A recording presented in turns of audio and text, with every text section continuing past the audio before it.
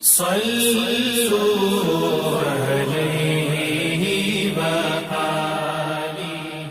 بخاری حدیث نمبر 61۔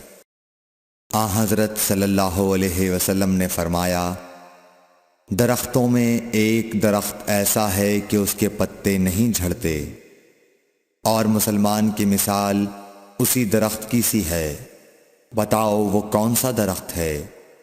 یہ سن کر لوگوں کا خیال جنگل کی طرف دوڑا۔ عبداللہ رضی اللہ تعالی عنہ نے کہا، میرے دل میں آیا کہ وہ کھجور کا درخت ہے، مگر میں اپنی کم سنی کی شرم سے نہ بولا۔ آخر صحابہ نے حضرت صلی اللہ علیہ وسلم سے پوچھا کہ وہ کون سا درخت ہے؟ آپ نے فرمایا، وہ کھجور کا درخت ہے۔ صحیح بخاری حدیث نمبر 62۔ حضرت صلی اللہ علیہ وسلم نے فرمایا، درختوں میں سے ایک درخت ایسا ہے کہ اس کے پتے نہیں جھڑتے، اور مسلمان کی بھی یہی مثال ہے، بتلاؤ وہ کون سا درخت ہے؟ یہ سن کر لوگوں کے خیالات جنگل کے درختوں میں چلے گئے۔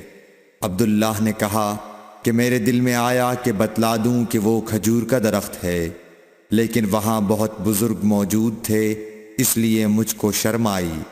آخر صحابہ نے عرض کیا، یا رسول اللہ، آپ ہی بیان فرما دیجئے۔ آپ صلی اللہ علیہ وسلم نے بتلایا کہ وہ کھجور کا درخت ہے۔ صحیح بخاری حدیث نمبر 63۔ حضرت صلی اللہ علیہ وآلہ وسلم ایک بار مسجد میں بیٹھے ہوئے تھے، اتنے میں ایک شخص اونٹ پر سوار ہو کر آیا اور اونٹ کو مسجد میں بٹھا کر باندھ دیا۔ پھر پوچھنے لگا، بھائیو تم لوگوں میں محمد کون سے ہیں؟ حضرت صلی اللہ علیہ وسلم اس وقت لوگوں میں تکیہ لگائے بیٹھے ہوئے تھے۔ ہم نے کہا، حضرت محمد صلی اللہ علیہ وسلم یہ سفید رنگ والے بزرگ ہیں جو تکیہ لگائے ہوئے تشریف فرما ہیں۔ تب وہ آپ سے مخاطب ہوا کہ اے عبد المطلب کے فرزند۔ آپ صلی اللہ علیہ وسلم نے فرمایا، کہو میں آپ کی بات سن رہا ہوں۔ وہ بولا، میں آپ سے کچھ دینی باتیں دریافت کرنا چاہتا ہوں، اور ذرا سختی سے بھی پوچھوں گا تو آپ اپنے دل میں برا نہ مانیے گا۔ آپ صلی اللہ علیہ وسلم نے فرمایا، نہیں، جو تمہارا دل چاہے پوچھو۔ تب اس نے کہا کہ میں آپ کے رب اور اگلے لوگوں کے رب تبارک و تعالی کی قسم دے کر پوچھتا ہوں، کیا آپ کو اللہ نے دنیا کے سب لوگوں کی طرف رسول بنا کر بھیجا ہے؟ آپ صلی اللہ علیہ وسلم نے فرمایا، ہاں یا میرے اللہ۔ پھر اس نے کہا، میں آپ کو اللہ کی قسم دیتا ہوں، کیا اللہ نے آپ کو رات دن میں 5 نمازیں پڑھنے کا حکم فرمایا ہے؟ آپ صلی اللہ علیہ وسلم نے فرمایا، ہاں یا میرے اللہ۔ پھر کہنے لگا، میں آپ کو اللہ کی قسم دے کر پوچھتا ہوں کہ کیا اللہ نے آپ کو یہ حکم دیا ہے کہ سال بھر میں اس مہینے رمضان کے روزے رکھو؟ آپ صلی اللہ علیہ وسلم نے فرمایا، ہاں یا میرے اللہ۔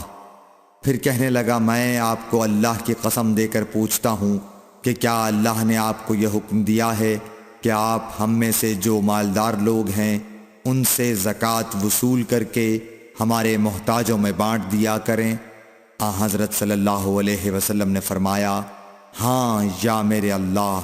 تب وہ شخص کہنے لگا، جو حکم آپ اللہ کے پاس سے لائے ہیں میں ان پر ایمان لایا، اور میں اپنی قوم کے لوگوں کا جو یہاں نہیں آئے ہیں بھیجا ہوا تحقیق حال کے لیے آیا ہوں۔ صحیح بخاری حدیث نمبر 64۔ رسول اللہ صلی اللہ علیہ وسلم نے ایک شخص کو اپنا ایک خط دے کر بھیجا اور اسے یہ حکم دیا کہ اسے حاکم بحرین کے پاس لے جائے۔ بحرین کے حاکم نے وہ خط کسریٰ شاہ ایران کے پاس بھیج دیا۔ جس وقت اس نے وہ خط پڑھا تو چاک کر ڈالا۔ راوی کہتے ہیں، اور میرا خیال ہے کہ ابن مسیب نے اس کے بعد مجھ سے کہا کہ اس واقعے کو سن کر رسول اللہ صلی اللہ علیہ وسلم نے اہل ایران کے لیے بد دعا کی کہ وہ بھی چاک شدہ خط کی طرح ٹکڑے ٹکڑے ہو جائیں۔ صحیح بخاری حدیث نمبر 65۔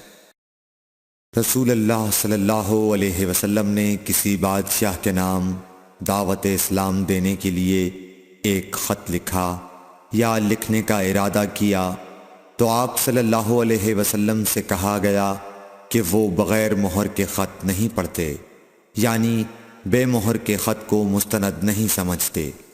تب آپ صلی اللہ علیہ وسلم نے چاندی کی انگوٹھی بنوائی جس میں محمد الرسول اللہ کندہ تھا۔ صحیح بخاری حدیث نمبر 66۔ ایک مرتبہ رسول اللہ صلی اللہ علیہ وسلم مسجد میں تشریف فرما تھے اور لوگ آپ صلی اللہ علیہ وسلم کے ارد گرد بیٹھے ہوئے تھے کہ 3 آدمی وہاں آئے۔ ان میں سے 2 رسول اللہ صلی اللہ علیہ وسلم کے سامنے پہنچ گئے اور ایک واپس چلا گیا۔ پھر وہ دونوں رسول اللہ صلی اللہ علیہ وسلم کے سامنے کھڑے ہو گئے۔ اس کے بعد ان میں سے ایک نے جب مجلس میں ایک جگہ کچھ گنجائش دیکھی تو وہاں بیٹھ گیا، اور دوسرا اہل مجلس کے پیچھے بیٹھ گیا، اور تیسرا جو تھا وہ لوٹ گیا۔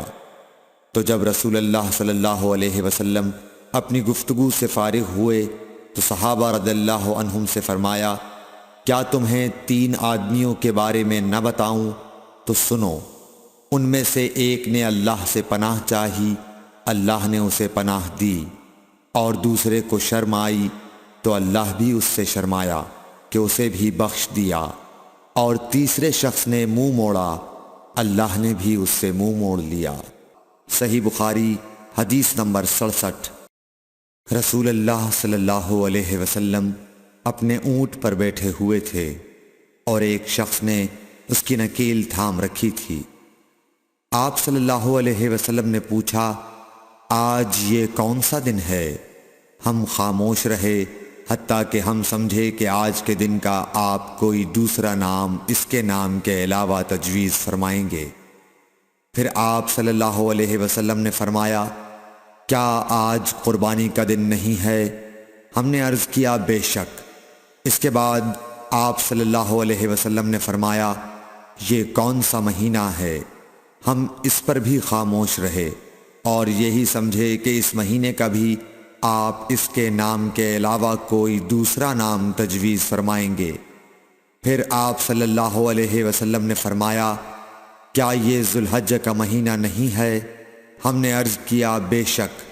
آپ صلی اللہ علیہ وسلم نے فرمایا، تو یقیناً تمہاری جانیں اور تمہارے مال اور تمہاری آبرو تمہارے درمیان اسی طرح حرام ہیں جس طرح آج کے دن کی حرمت تمہارے اس مہینے اور اس شہر میں ہے۔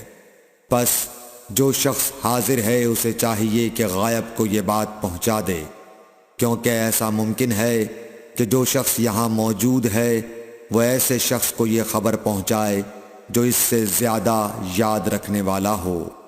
صحیح بخاری حدیث نمبر 68۔ رسول اللہ صلی اللہ علیہ وسلم نے ہمیں نصیحت فرمانے کے لیے کچھ دن مقرر کر دیے تھے، اس ڈر سے کہ کہیں ہم کبھی دخاطر نہ ہو جائیں۔ صحیح بخاری حدیث نمبر 69۔ آپ صلی اللہ علیہ وآلہ وسلم نے فرمایا، آسانی کرو اور سختی نہ کرو، اور خوش کرو اور نفرت نہ دلاؤ۔ صحیح بخاری حدیث نمبر 70۔ عبداللہ ابن مسعود ہر جمعرات کے دن لوگوں کو وعظ سنایا کرتے تھے۔ ایک آدمی نے ان سے کہا، اے ابو عبد الرحمن، میں چاہتا ہوں کہ تم ہمیں ہر روز وعظ سنایا کرو۔